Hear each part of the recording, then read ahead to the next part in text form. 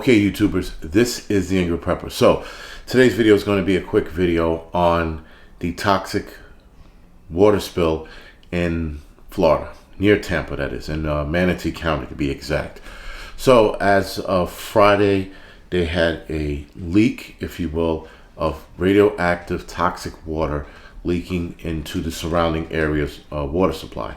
So not that they drink from it, it's not from their reservoir, but nonetheless, this radioactive water is leaking into the area, and these people are now being told to evacuate.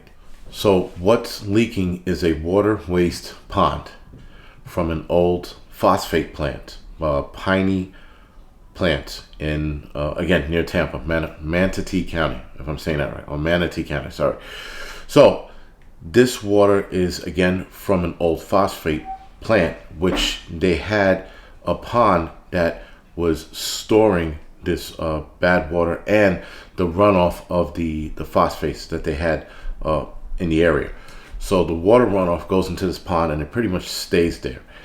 I'm assuming over time they do let some out, but now it's gallons being released. Now there's a wall that holds this pond in place. There's a wall that holds this water in place.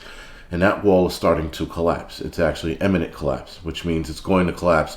Whether it's today, an hour from now, a day, it's going to collapse. And if it does collapse, 600 million gallons of this water is going to now hit the surrounding area and spread farther and possibly expand the evacuation zone. So right now the evacuation zone is a half-mile south of the plant and a mile north of the plant. So anybody in that area is being told to leave. So the problem with this is that, remember when I did my video on the whole anti-bug out bag movement, how people were like, well, I'm never going to leave my bug out home or my home. This is one of those scenarios where if it happens, you're going to have to leave your home. Now, no, there's nothing I read so far that said that when these people are coming back. So it's right now, it's open-ended, I guess. I wouldn't say indefinitely, but it's open-ended. They're probably going to come back at some point to get their stuff. If this wall breaks, they're going to be out longer. If they can patch the wall up, if you will, then they'll be able to come back home. But if they can't, now they're out for a longer period of time.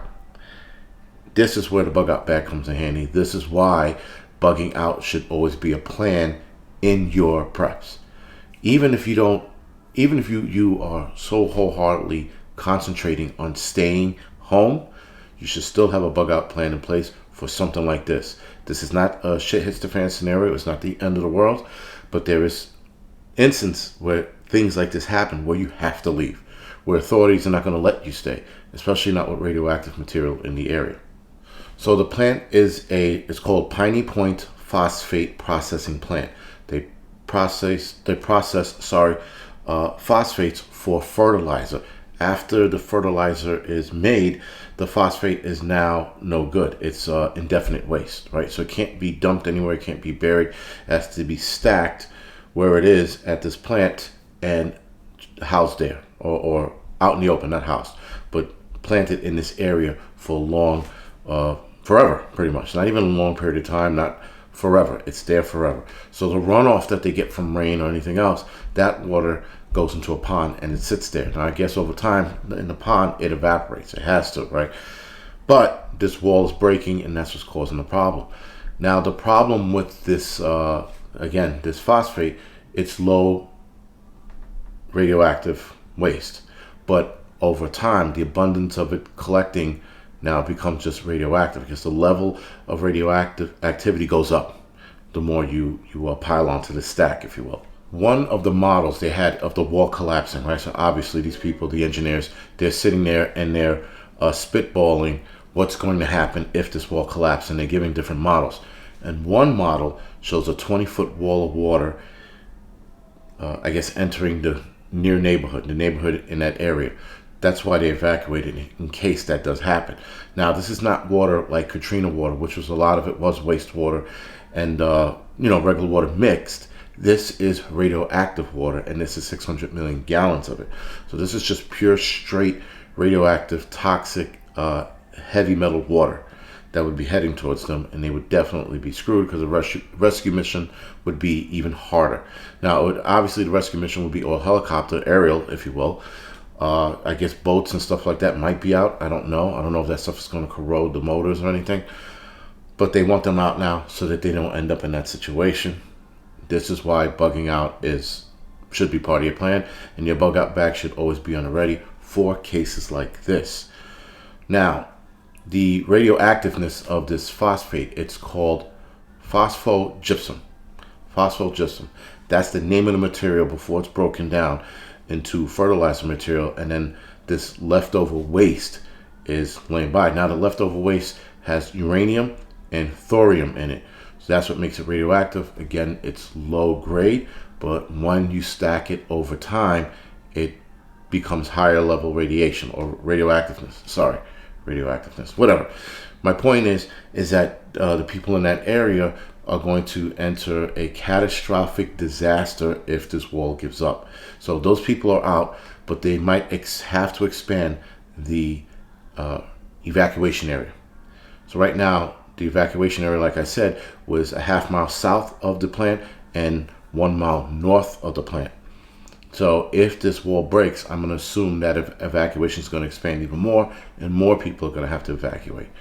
But right now, they're trying to patch up the wall, fix the wall before that happens, before they have to evacuate more people. They are pumping out 33 million gallons of water a day to alleviate that pressure on the wall. Like I said, the water that they're pumping out is not radioactive, but as officials said, it's not water we want to leave the pond. They're not getting to how catastrophic it would be. That's where I'm a little wary of right now, because now I'm reading all these articles. I'm like, well, they're not saying what the outcome is going to be, and I'm assuming the outcome is going to be bad with this kind of water leaving the facility in this amount of time, this short amount of time. Sorry. So again, guys, the whole bug out thing. This is why we do it. This is why we prepare. At the very least, we come up with a plan, because shit like this happens. A lot of people walk around with blinders on thinking, I'm never going to have to bug out. It's not going to happen to me. Well, guess what? Those people in Manatee County around that plant, they didn't think they had to bug out or leave or evacuate. Now look what they're doing. They're evacuating. So again, guys, situations like this lend to bugging out, and reasons for coming up with a bug out plan and having that plan in the back of your head, written down on paper, whatever it is, or just being ready to leave. That's what it is, guys. So other than that, if anything catastrophic happens, hopefully you guys will be following this after this video. I'll do an update if necessary. If not, you guys just keep abreast of what's going on in Florida. This is near Tampa, but in Manatee County. All right, guys, other than that, this is the Angryprepper. Thank you for watching. You can like, subscribe to this channel. You can also follow me on Instagram, Facebook, and as the Angry Truth. You can follow me on Instagram, and you can head over to the Angry Truth channel, like and subscribe to that. Other than that, guys, thank you for watching.